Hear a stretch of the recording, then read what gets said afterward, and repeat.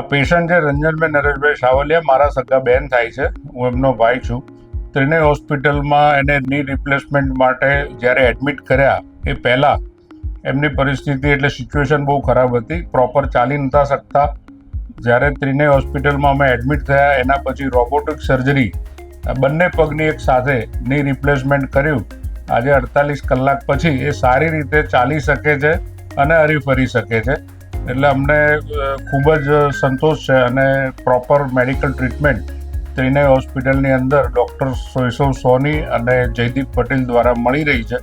અમે ખૂબ એમના આભારી છીએ. હું હાઈલી રિકમેન્ડેડ કરું છું કે કોઈ પણ પેશન્ટે ની રિપ્લેસમેન્ટમાં રોબોટિક સર્જરી 100% અને ચોક્કસપણે કરવી જોઈએ, જેનાથી રિકવરી ફાસ્ટ થાય છે અને મિનિમલ સર્જરી હોય છે એટલે રિકવરીના ઓપ્શન્સ વધી જાય.